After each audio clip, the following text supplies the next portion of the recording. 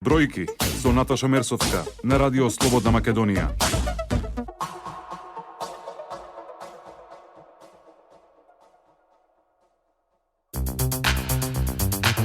Добар ден, ја слушате економската емисија Бројки на Радио Слободна Македонија. Последниот ден во годината ќе направиме ретроспектива за се она што одбележа 2015 година на економски план. Кои проекти се реализира, колку работни места се отворија, кои се поволностите за фирмите и колку пари имаат на располагање. Одговорите ги бараме од вице-премиерот Владимир Пешевски. Добар ден, вице-премиере, ви благодарам што прифативте поканата да гостувате во Радио Слободна Македонија. Благодарам на вас што ми дадовте можност на крајот на годината да направиме една рекапитулација, барем на дел од работите што се постигнати на економски план, кои верувам ќе бидат интересни за вашите слушатели. Денеска 31 декември. Што е она што најмногу ја одбележа оваа година? Што е постигнато? Со кои резултати може да се пофалите? Па минатата година беше, ако така може да се каже ова на последен ден, навистина интересна на повеќе полиња.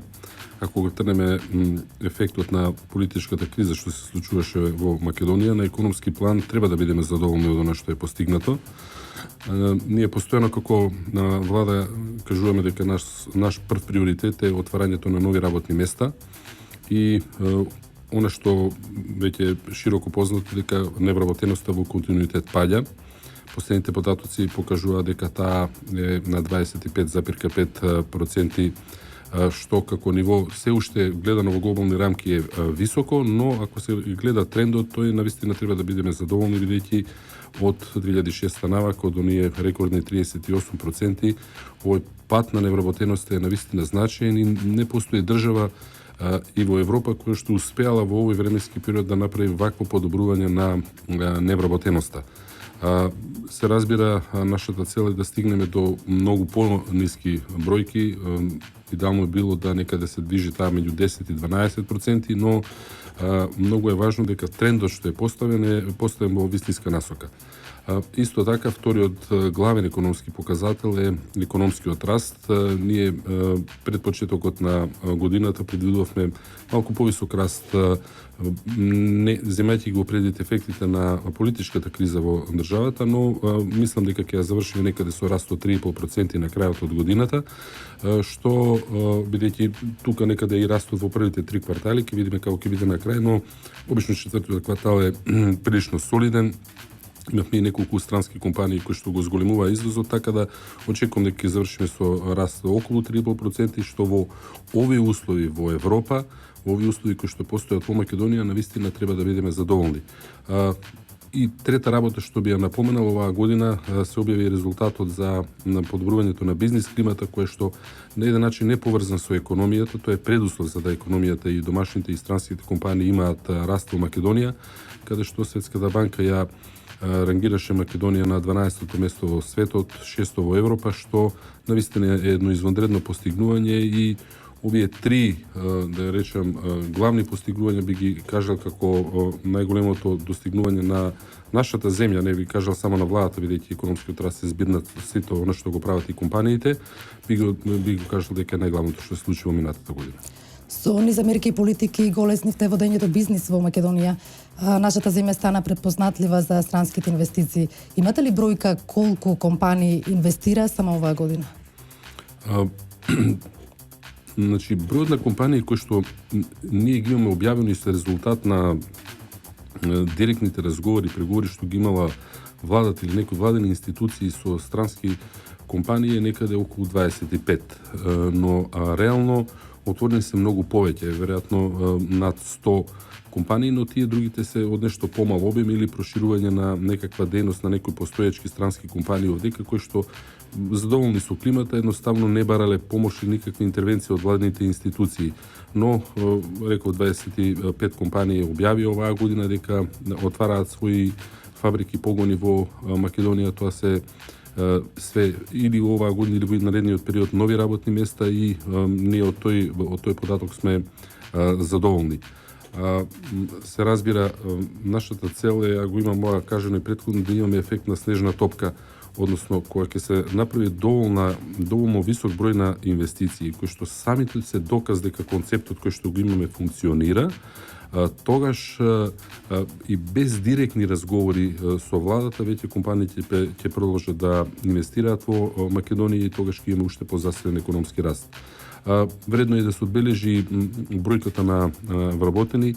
Само во слободните економски зони над 4.500 вработени работат, но ако се собера странските компании во изминатиот период кои што инвестирале во Македонија, не говорам сега само за минатата година, туку и додека во последните 4-5 години кои што имаме интензивен влез на странски инвестиции, таа цифра е многу поголема, некаде 15.000 се директно од нив вработени, а постојат и голем број на домашни компании кои што постепено го зголемуваат своето ниво на соработка со овие странски компании, така да и тука се над 10.000 нови работни места отворени и тоа е ефектот кој што наистина сме задоволни.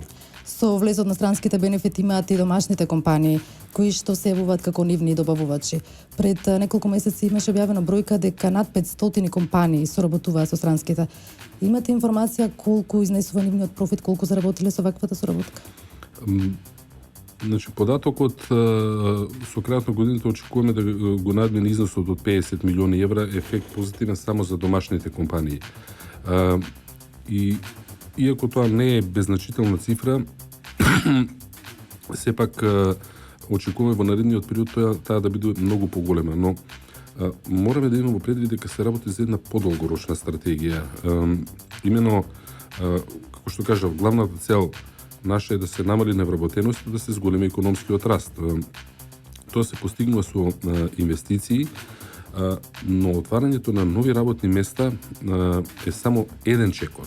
Значи, стратегијата поставена долгорочно на следниве патеки. Прво, се обидуваме да привлечеме трудоинтензивни компании, кои што отварат голем број на работни места за да го решаваме проблемот на невработеноста. Постепено, паралелно како што се одвива овој процес, ја стимулираме соработката на домашните компании со странските компании, бидејќи мораме да ги подготвиме нашите домашни компании за настап на странски пазари. А еден меѓучекор кој што е многу значаен е тие да почнат интензивна соработка со компаниите во зоните. Но затоа прво мора да ги пополните зоните, да имате доволен број на странски компании кои што објективно гледано располагаат со многу посовремена технологија, поширок пристап до пазари, да кога тие се лоцирани во Македонија, тогаш имате основа да домашните компании работат со нив. И тој процес паралелно е тргнат. Ефектите први се позитивни, но во наредните години, не е само за наредната година, планираме многу поинтензивни мерки во овој сегмент на интензивирање на соработката на домашните со странските компании прво во Македонија, а тоа да биде основа да домашните компании подосна почнат со директно извезување и соработка со големи странски компании од најчесто од Западна Европа, што како тренд веќе почнува да се случува со неновите најави што ги направивме, каде што дозволивме 2 македонски компании да влезат во слободните економски зони. Оваа стратегија станува реалност, но беше потребно време. Правилните политики секогаш бараат малку повеќе време за да ги дадат вистинските ефекти, така што и двете компании кои што дозволивме и кои што ќе влезат во зоните се компании кои што ќе работат директно на извоз за големи странски компании надвор од Македонија. Нешто што како тенденција го немаше во Македонија ни за години, тоа ја нарушуваше нашата конкурентност како економија, но еве постепено се случува. Очекувате интереси од други домашни компании да инвестираат во слободните економски зони покрај овие две? Апсолутно.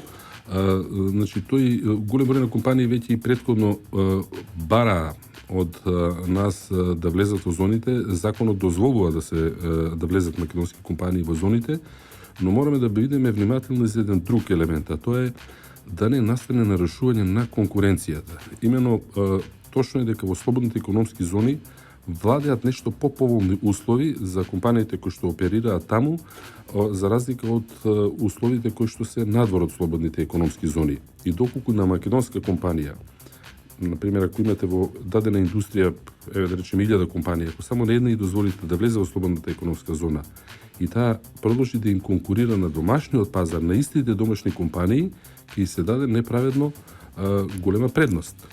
И од тие причини ќе бидеме отворени кон сите оние предлози, каде што е тенденцијата оваа што ја кажав, соработка со големи странски компании, настап на надворешни пазари и постепено зголемување на конкурентноста на македонската економија.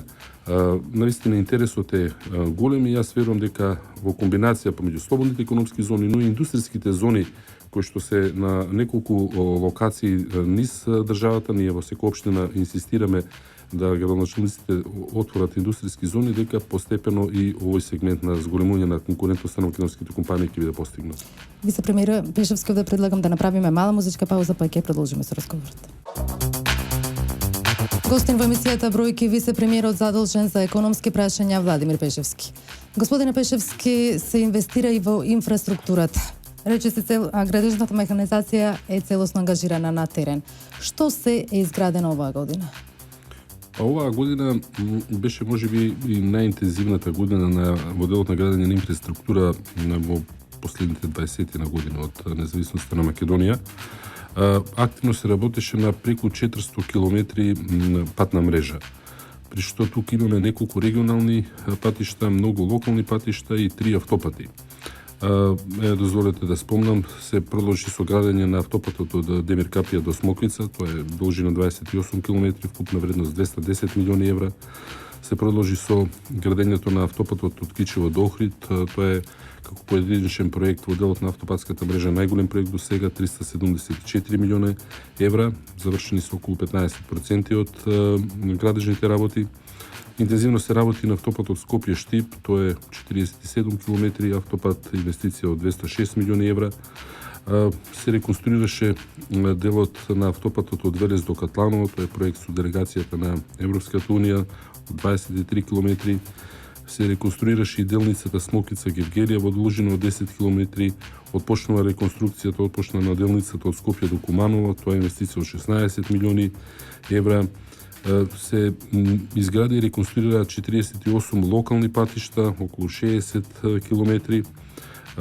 Навистина, ако се погледне во делот на изградбата на патишта, оваа година е многу асфалт потрошен во Република Македонија и тоа како тренд ќе продолжи и следната година. Имавме и проекти во делот на железницата, железничката инфраструктура.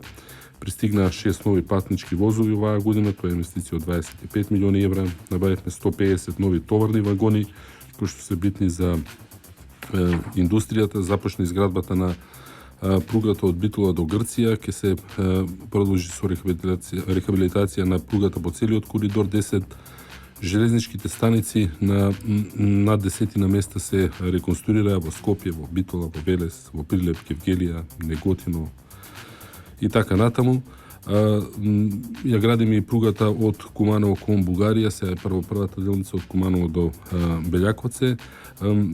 Така што навистина во тој дел само во градењето на патната инфраструктура се инвестираше многу минатата година и тој тренд ќе продолжи оваа година. И не случајно и овие стапки на економски раст кои ги имаме, едно е што градежништвото полно влијае во оваа година со овие проекти на економскиот раст, но кога ќе биде поставена инфраструктурата, таа ќе има долгорочни ефекти на останати компании и тоа е ефект што го посакуваме и очекуваме да се случи. Како еден од поуспешните проекти оваа година е проектот Македонија вработува. Се даде можност да се вработат различни категории на граѓани. Имате бројка колку лица до денеска се вработени токму преку овај проект?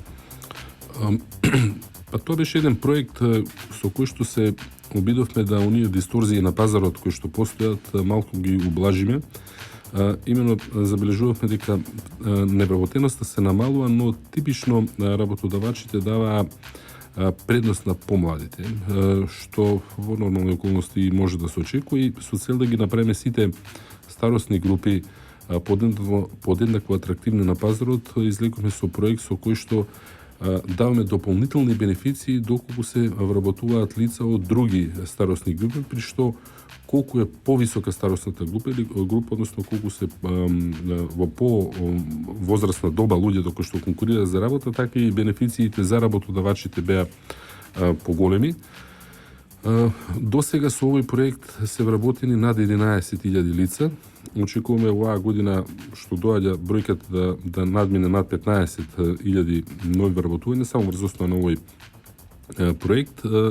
Најчесто вработувањата се од мали компании, значи над 6000 компании искористиле можноста да ги искористат бенефициите од овој проект, но повторно ќе кажам, главната цел, иако беше намалување на невработувањето, но сепак имаше и силна социјална компонента во целиот овој проект, именно сите оние целни групи кои што типично се потешко вработливи, како стечици, бранители, самохрани родители, деца без родители, еднородителски семејства, лица со возраст над 50 и над 58 години, лица кои 10 години не се вработиле. Сите тие на еден начин се опфатени со овој проект и имаат определени бенефиции, така што севкупната економска активност или проекти за намалување на невработеноста, овој проект одигра значајна улога. Се разбира и останатите проекти што ги имаме, како привлекувањето на странските инвестиции, подобрањето на бизнис климата со кое што на домашните инвеститори им се дава можност да отварат нови погони и понатаму да го решават прашањето на невработеноста преку вработување на нови луѓе, си продолжуваат и дозволете да спомнам дека од 2006 година наваму, преку разни мерки и политики на владата, вкупно во Македонија се создадени над 150.000 нови работни места. Значи, тоа е нашиот одговор и на прашањето што се прави за цел да се намали имиграцијата во Македонија, бидејќи како што се случи визната либерализација, сите оние луѓе кои што порано биле невработени и немале можност да најдат работа во Македонија, кои на некој начин трпеле за лепо дека, голем дел од нив тргнаа на запад, но ние со овие проекти за намалување на невработеноста сакаме да ги задржиме овде, да со создавање на овие нови работни места и мислам дека успеваме во тоа, но се разбира патот е долг и ќе биде потребно да се продолжи да се работи во истата насока. Преку фондот за иновации се доделуваат средства парични на најиновативните компании. Колку проекти до сега преку овие два повици се поддржани? Вчера имаше информација дека на вториот повик 17 стартапи спин-оф компании добија средства.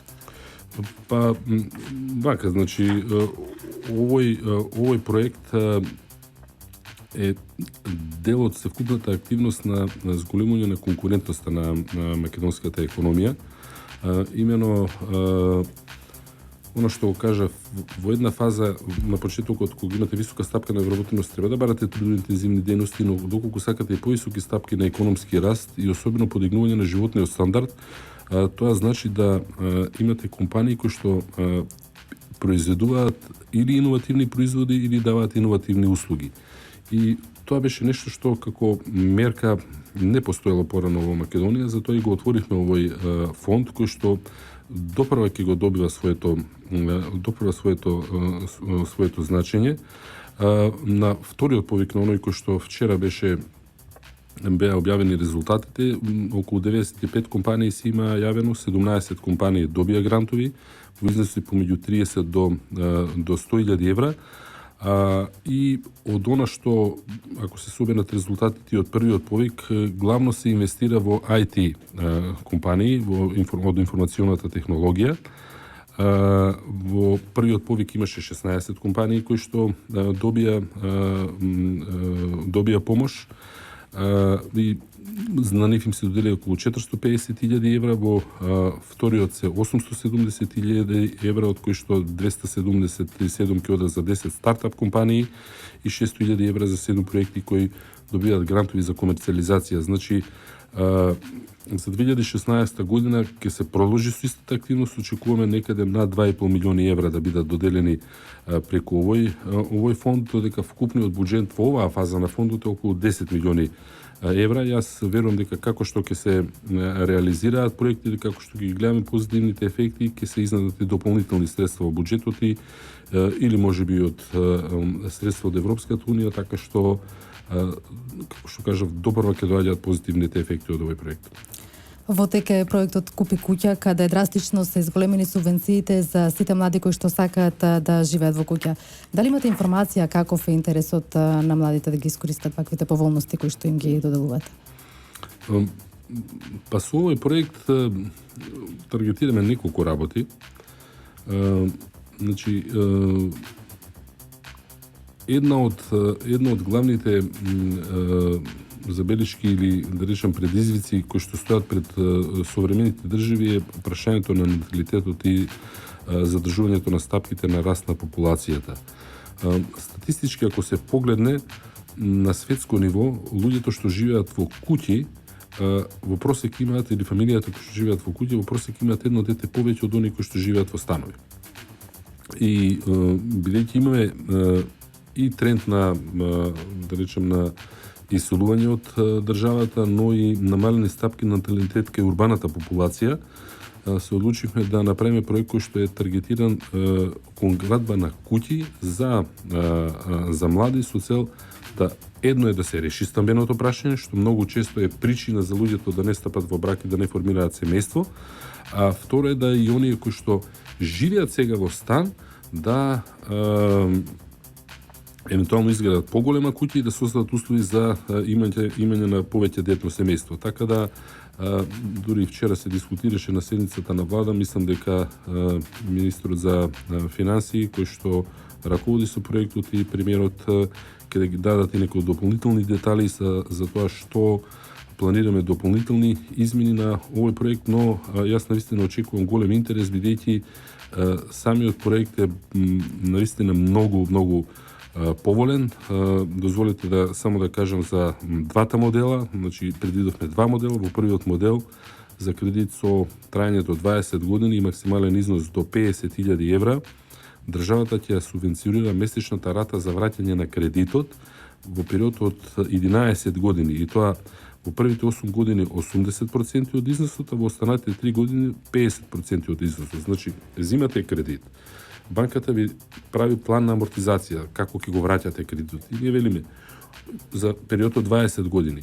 Во првите 8 години од она што сте се договориле со банката да го враќате назад, а таму влегува и главницата и каматата, 80% ќе бидат субвенционирани од државата.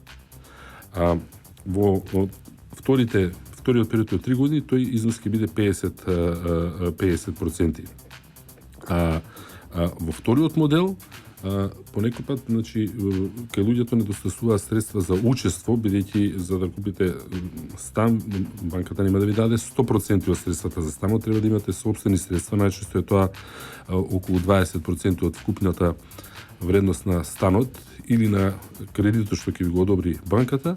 Тогаш државата со целокупниот износ за вашето учество ќе добиете како субвенција, но понатаму врската за сервисирање на кредитот останува ваша. Така да оние кои што имаат собрано некои средства во моментот, добро е да го искористат првиот модел, а оние кои што да речем имаат некакви разумни примања, бидејќи рековме границите се до 1300 евра за вкупно приходи за семејството, а не како што опозицијата кажуваше над 1300, значи до 1300 евра ако имаат збирни приходи во семејството, но не успеале да заштедат, сега формираат семејство, за нив е веројатно подобар вториот модел. И мислам дека со тоа ќе се помогне наистина голем број на млади семејства да го решат стамбеното прашање. Заврши проектот Учиме од бизнисот. Колку компании се пријавиле и со какви проблеми тие се соочуваат, што бараат од вас? Ете, како искуство од претходните повици? Ние имавме неколку серии на повици до сега за овој проект и ќе продолжиме и понатаму. Значи, лично јас сум доста задоволен. Сега е во тек четвртиот повик. Веќе од нова година планираме да неколку тимови кои што ги формира владата ќе влезат и ќе почнат со посета на компаниите.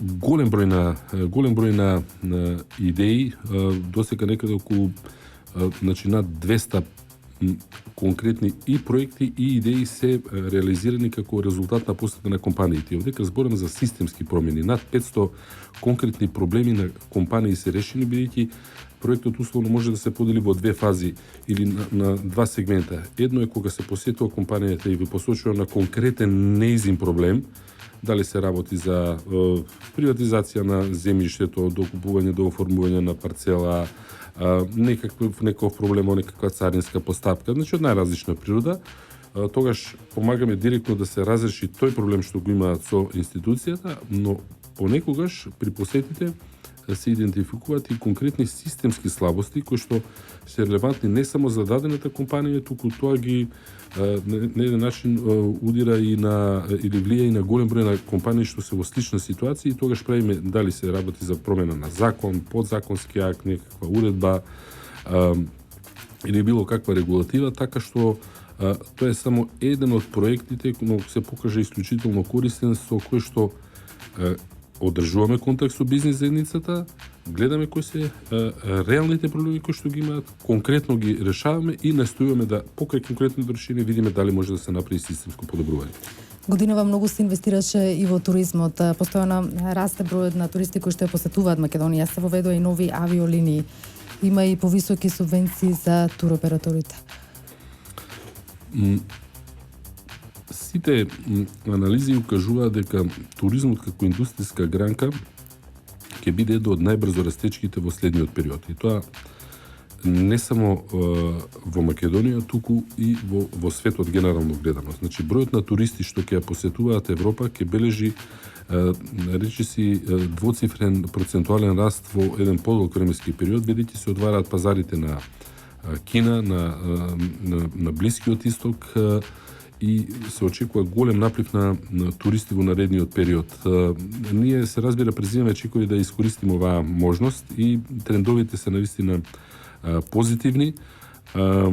Ако бидејќи насловот на емисијата е бројки, јас овде имам пред себе некои бројки за туристите, па еве ќе кажам дека од јануари до октомври над 734.000 туристи ја имаат посетено Македонија. И во истиот период од лани имаме зголемување за 10,1% на бројот на туристи. Голема улога имаат и новите аеродроми што ги отворивме. Повторно за оваа година се постигнува рекордна бројка од над 1,5 милион патници што поминале низ двата аеродроми. Се разбира голема улога има тоа и големиот број на нови дестинации од Скопскиот аеродром. Оваа година во 2015 се отворија летови кон Барселона, кон Осло, кон Нидбен, кон Хамбург и кон Германија. Фридрихшафен е еден од локалните аеродроми, а од Охридскиот аеродром се лета кон Базел и кон Лондон во текот на летниот период. Значи, бројот на дестинации очекуваме да продолжи да расте и во наредната година. Планирани се 4 нови европски дестинации, но дозволете да искористам и можност да најавам во следниот период и реализација на еден поголем проект кој што го работиме заедно со Европската комисија и со Светската банка, тоа е развој на локалната и регионалната конкурентност во областа на туризмот. Со овој проект на 21 милион евра ќе бидат на располагање за доделување на грантови, дел за подобрување на инфраструктурата, а дел кон конкретни компании во реализација на нивни бизнис планови и проекти во делот на туризмот.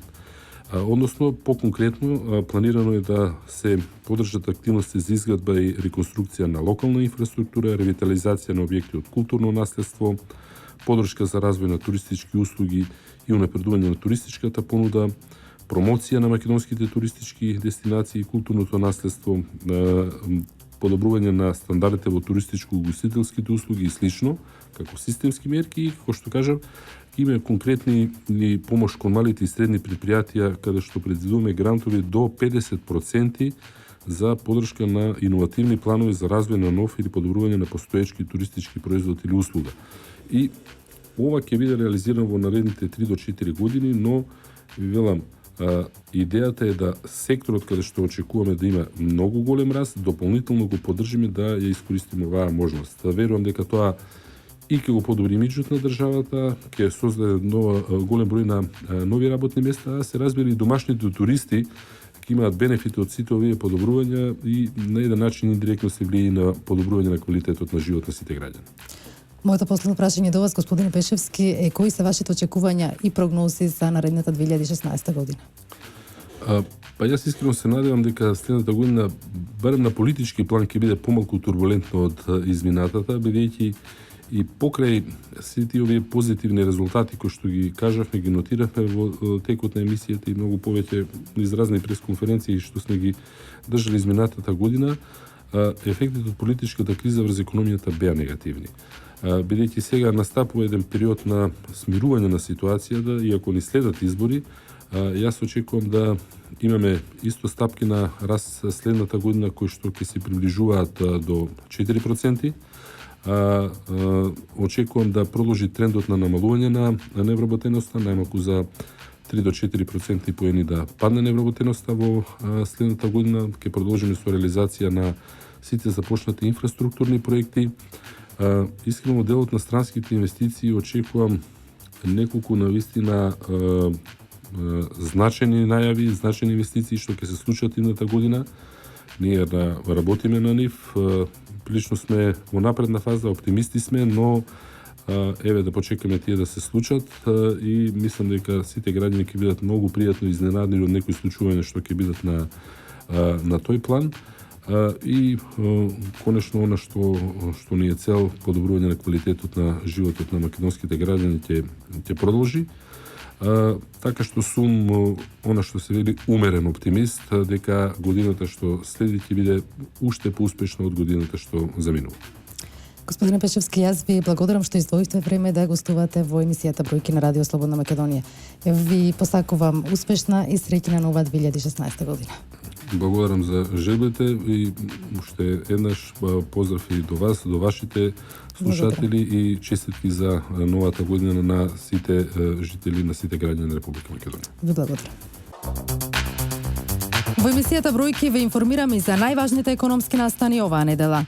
Нова можност за вработување на IT инженери. Ке се формираат слободни зони за компании од компјутерската индустрија, во кои ќе има работа за неколку илјади лица од овој сектор. Веќе има компании кои се заинтересирани за инвестирање во новите зони, а владата ќе има возможни поволни услови за да ги привлече, најави премиерот Никола Груевски. Постапувањето на сила на овој закон да инвестира во Република Македонија, односно дел од своите бизниси да ги донесат во Република Македонија и тука да креираат нови работни места кај нас и да креираат, се разбира, дополнителна вредност. Целта е да се потикнат компаниите од секторот на информатичките технологии своите следни инвестиции и отворање на работни места да ги направат токму во Република Македонија. Она што ќе го добијат како привилегија од страна на државата е во тие зони да имаат во првите 10 години ослободување од данок на добивка, во првите 10 години ослободување од персонален данок на доход и за нивната опрема што ќе увезат да бидат ослободени од ДДВ и од царина. Технопласт, македонска компанија која произведува пластични компоненти за автомобилската, електричната и електронската индустрија, ќе гради фабрика во Скопската технолошка индустријска развојна зона. Целокупното производство, според најавата на собствениците, ќе се извезува и вградува во автомобилските брендови BMW, Audi и Renault. Вкупно ќе инвестираат 10 милиони евра, изјави собственикот Ѓорче Тодоровски. Инвестицијата ќе се одвива во две фази. Во првата фаза ќе биде во вредност од 6 милиони евра, наменета за изградба на објект, купување на нова опрема, технологија и ќе вработиме 100 државјани на Република Македонија. Во втората фаза инвестицијата ќе изнесува 4 милиони евра, ќе вработиме 100 лица, државјани на Република Македонија и ќе инвестираме во нова опрема, технологија и ноу-хау. Изградбата на фабриката ќе започне наредната година, изјави директорот на ТИРС Виктор Мисо. Оваа компанија е една од основните компании каде што голем број на странски инвеститори при посетата на Македонија се среќаваат со нив за да видат каков вид на производство и нивни знаења може да искористат при евентуален влез во Македонија и пред се ИСО Костал, ИСО Делфај, тие беа многу активно вклучени за донесување на конечна одлука за нивна инвестиција во Македонија, а и неколку компании кои се веќе функционални во зоните се нивни клиенти или потенцијални партнери. Битола ќе добија парно грејење. Проектот предвидува изградба на 12 километарски цевковод од рек Битола до општината, приемна страница, дистрибутивна мрежа во градот и приклучоци за Новаци, Могила и Логоврти. Топлификација за Битола е идеја стара неколку децении и остварување на предизборното ветување дадено на битолчани пред локалните избори. Најголемата придобивка е елиминирањето на повеќе извори на загадување на животната средина. Со воведувањето на топлинската енергија во дел од Пелагонискиот регион значително ќе се намали употребата на нафта и огревно дрво во јавните објекти и во домаќинствата, односно системот ќе има директно влијание врз намалување на емисиите од согорување на дрво, масло за домаќинства и јаглен во малите домашни печки, како и во печките на јавните и комерцијалните објекти. Со тоа значително ќе се намали и загадувањето на општина Битова. Овде завршува емисијата Бројки во продукција на Радио Слободна Македонија. Денеска 31 декември со мен уредник и водител Наташа Мерсовска и Горан Алавук, техничка реализација. За музиката задолжен Иван Бечковиќ, музички директор. Јас ви посакувам успешна нова година, исполнување на сите желби и добра забава вечерва. Бројки со Наташа Мерсовска на Радио Слободна Македонија.